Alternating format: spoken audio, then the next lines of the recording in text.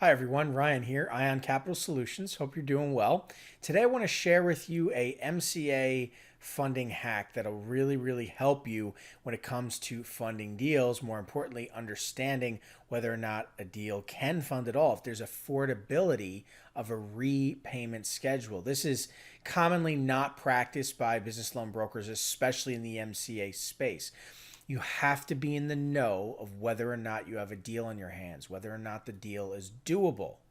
Okay, and it's actually quite easy to do once you understand the formula. What's the formula? I'm going to show you right now. Stick around.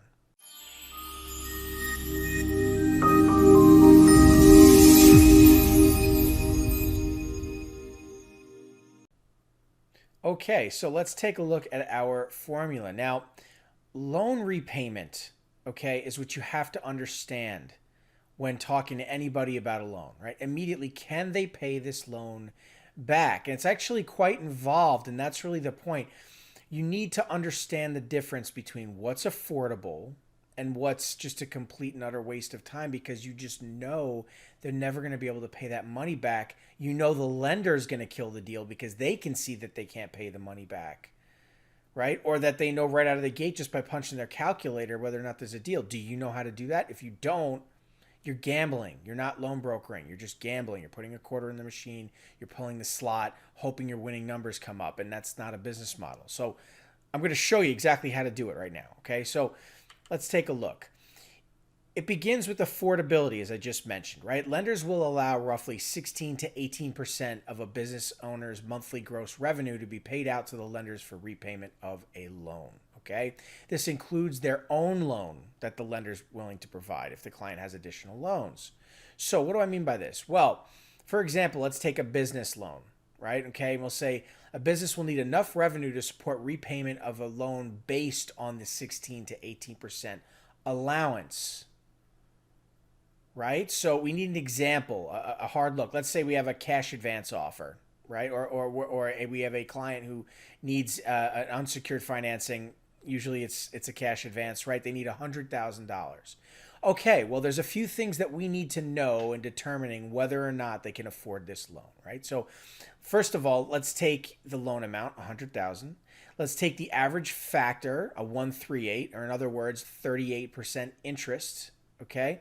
Which, by the way, is the buy rate, not the sell rate. So when you get a buy rate from a lender, you then have to put your points on top of it, and that's the sell rate. That's what you're selling it as.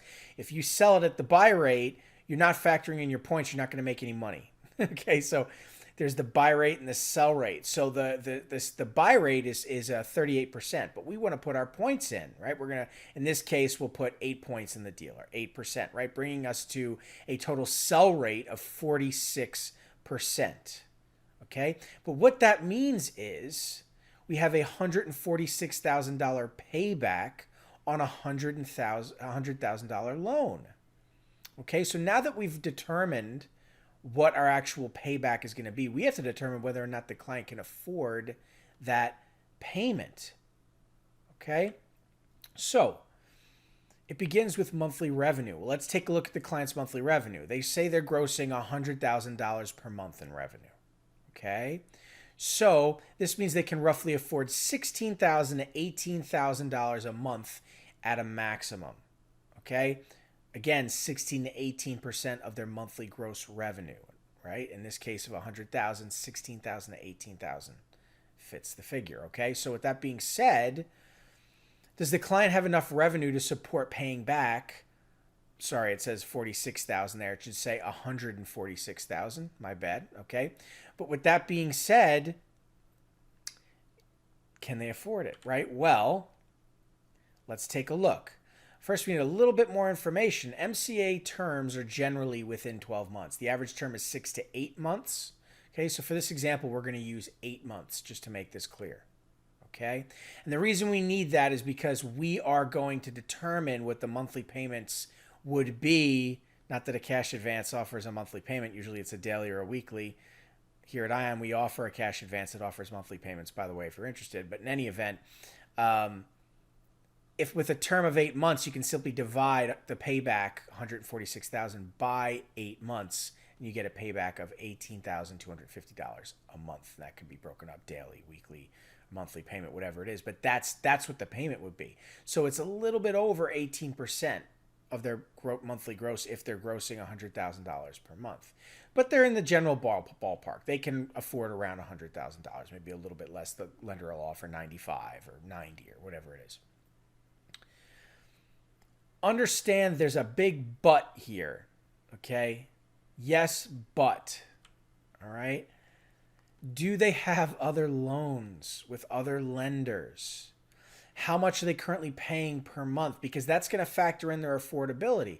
I want $100,000, right? But they've already borrowed $40,000 in loans and they're paying back X amount per month. Well, that's going to weigh into that 16 to 18% monthly gross maximum that the lender will allow. So the offer from the lender will be less than what they're asking for, right? And so we have to understand that it affects that affordability. But can we pay off their existing balances, their existing loans with other lenders with this loan to put us in a true first position? So positions are the number of loans. So the first loan they took was the first position. The second loan they took was the second position. The third was the third position, right? But if we pay them all off, we now go into a true first position. So when it comes to use of funds of a loan, if they wanted to use, say, 50% of that loan to pay off other positions, that's about the maximum the lender will allow. The rest of the use of funds has to go towards the business's growth, right? Otherwise, they're just replacing the other lenders in debt. And if that client was having trouble paying back other lenders, why would they pay this lender back, right? So 50% is usually the maximum that they'll allow for you to pay off additional loans. The rest has got to go towards the business, whatever it is. And so please understand that there's more here, okay? What do the bank statements show in terms of affordability, cash flow, credibility, etc., right? We need to analyze bank statements, assess risk, spot fraud, calculate affordability, right? Understand, is their actual revenue $100,000 or is it just their overall deposits? There's a big difference between deposits and revenue, right? Did they get a loan from a lender for $26,000? That's not revenue. That's a loan. If they get a wire from another account, is that actual revenue or are they just moving money between accounts? The lender's going to know what account is that. I need to see 3 months bank statements to make sure that that's revenue. And if that's the case, why did they only submit bank statements from one account, not all accounts?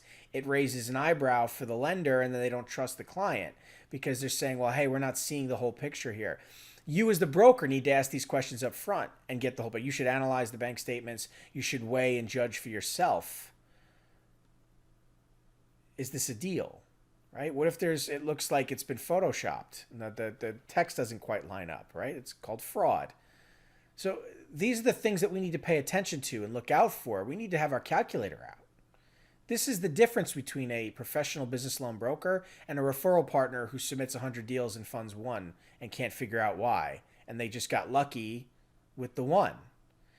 That's not who you want to be if you want to be in this space. You want to be an expert consultant, not a niche product salesperson who's just playing a numbers game.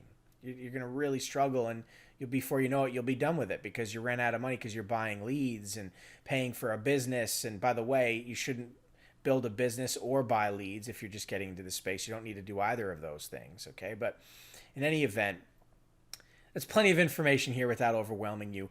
These hacks, this information, this guide will greatly assist you in your qualification process of working with clients, providing merchant cash advances to your clients. So anybody out there in the MCA space who's struggling, here's a free cheat sheet. Okay, there's more to it. If you want to learn more about the loan brokering space, there's a lot more well beyond merchant cash advance. The grass is absolutely greener.